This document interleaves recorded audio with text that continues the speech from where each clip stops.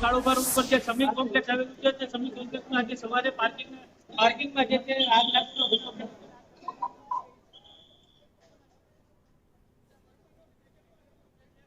Children hospital આવેલી છે જેમાં બાળકો છે તે સારવાર લઈ રહ્યા હતા। ઉપરાંત જે શુભમ ન્યુરો કેર હોસ્પિટલ છે ત્યાં પણ લોકો સારવાર લઈ રહ્યા હતા। અંદાજે 25 થી વધુ લોકો છે તે સારવાર લઈ રહ્યા હતા અને કહી શકાય કે જે આગ લાગવાની બનાવ બન્યો હતો ત્યારે અફરાતફરીનો માહોલ છે તે જોવા મળ્યો હતો।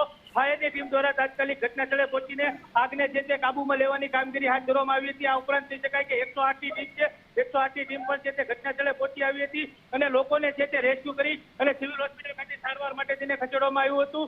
પરંતુ મહત્વનું કહી શકાય કે જે રીતે આજે ફાયર જે બિલ્ડિંગ છે તે બિલ્ડિંગમાં ફાયર એક્ઝિટનો એક પણ રસ્તો ન હોવાને કારણે આગ છે તે વધારે અફરાતફરી થવા પામી હતી। ત્યારે કહી શકાય કે જે રીતે ફાયરની ટીમ છે તેની દ્વારા આગ છે તે ઓલવવાની કામગીરી છે તે કરવામાં આવી હતી। આપણી સાથે chief fire officer Pradyumansinh Jadeja જોડાયા છે। સીધા આપણે તેમની સાથે વાત કરીશું। બધું શું છે તો આગ લાગવાનો બનાવ બન્યો છે તેને લઈને, પરંતુ ચોક્કસથી કહી શકાય કે જે રીતે ફાયરની ટીમ છે તેમના દ્વારા આગ ઓલવવાની કામગીરી છે તે કરવામાં આવી રહી છે।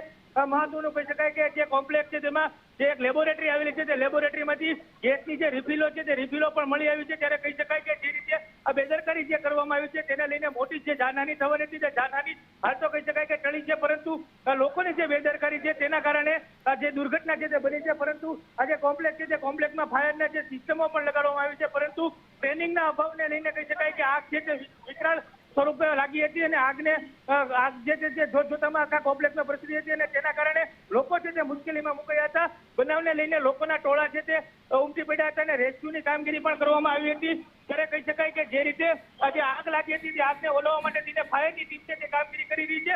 પ્રદ્યુમનસિંહ જાડેજા આપણી સાથે જોડાયા છે। શું કહેશો પ્રદ્યુમનસિંહ, આગ લાગી છે તેને લઈને? કાળુભા રોડ ઉપર આગ લાગેલી છે। બેઝમેન્ટથી આગ ચાલુ રહીને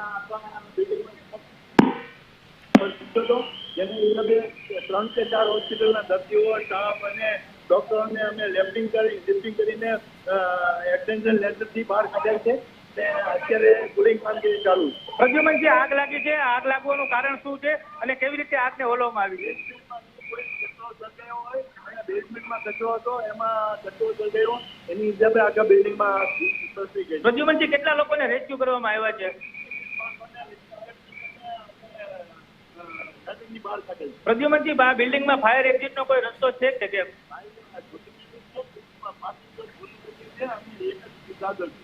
શું કાર્યવાહી કરવામાં આવશે ફાયર દ્વારા?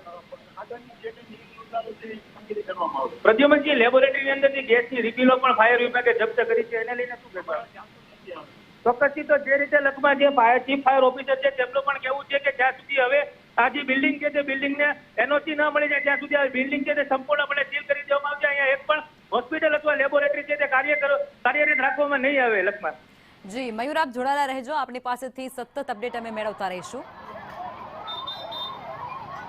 તો ભાવનગરથી આ એક્સક્લુઝિવ તસવીરો અત્યારે સામે આવી રહી છે અને ભાવનગરની અંદર વિકરાળ આગ લાગી છે। શહેરના કાળા નાણા વિસ્તારમાં આવેલ દેવ પેથોલોજી લેબોરેટરીમાં વિકરાળ આગ।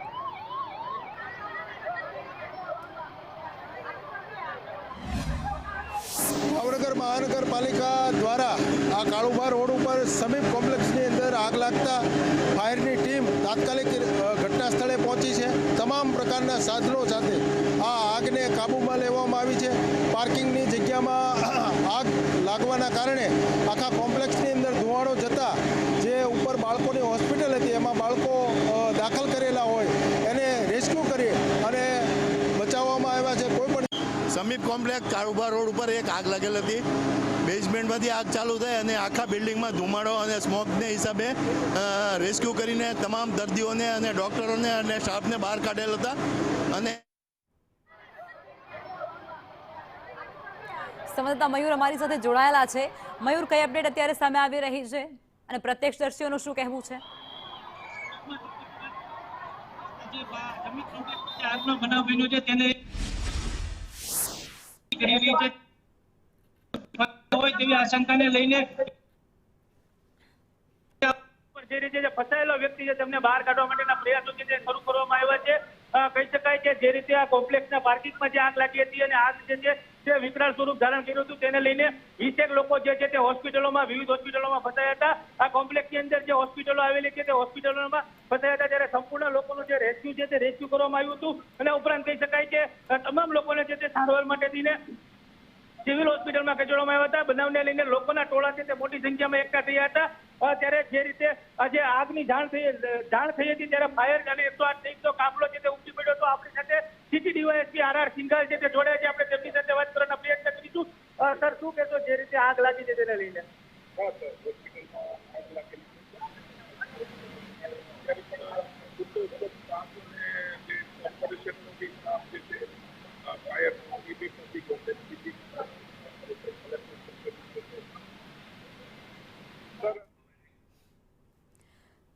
તો ભાવનગરથી આ તસવીરો સામે આવી રહી છે જે હૃદયને હચમચાવી દે તેવી તસવીરો છે, કારણ કે આ આગ છે તે હોસ્પિટલની અંદર લાગેલી છે અને આ આખો કોમ્પ્લેક્સ છે જેની અંદર 10 થી 12 જેટલી હોસ્પિટલ આવેલી છે અને એ હોસ્પિટલની અંદર અનેક દર્દીઓ જે સારવાર પણ લઈ રહ્યા હતા તે તમામ દર્દીઓને અત્યારે સુરક્ષિત બહાર કાઢવા માટેની તજવીજ હાથ ધરી દેવામાં આવી છે। મેન ગેટ કે પછી ઇન્ડોરની જગ્યાએ બારીમાંથી એ તમામ દર્દીઓને ફાયરના જવાનો બહાર કાઢતા પણ સ્પષ્ટપણે નજરે પડી રહ્યા છે। જી મયુર।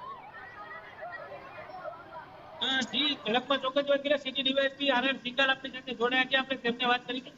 સર, શું છે તો આપનો પૂરો છે કેવું કામગીરી કરવામાં આવી? કાળુભા ઉપર આવેલ નાઇટ્સ ચિલ્ડ્રન હોસ્પિટલ ખાતે આજે સવારે એની સંદેશો કરતા કોર્પોરેશનનો ફાયરનો તમામ સ્ટાફ, કોર્પોરેશનના અધિકારીશ્રીઓ, માનનીય કલેક્ટર સાહેબ, મેયર સાહેબ તથા એસપી સાહેબ અને તમામ જે મયુર અમારી સાથે જોડાયેલા છે, આગળ વધીશું। અને ભાવનગરથી આ તસવીરો જે ભાવનગરની અંદર હૃદય કંપાવે તેવી ઘટના આગ લાગ્યા હોવાની વિગતો સામે આવી રહી છે। બેઝમેન્ટમાં પહેલા ધડાકો થયો મોટો અને ત્યારબાદ આગ ધીરે ધીરે આગળ વધી અને કોમ્પ્લેક્સની અંદર ફેલાવા લાગી હતી।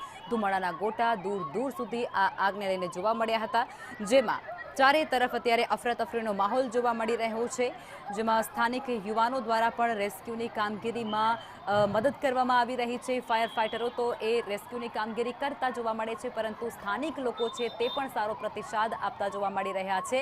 આ વિકરાળ આગ જે અત્યારે ખૂબ જ આગળ વધી રહી છે તેને કાબૂમાં લેવાના અથાગ પ્રયાસો છે તે પણ ફાયર ફાઇટરો દ્વારા કરવામાં આવી રહ્યા છે।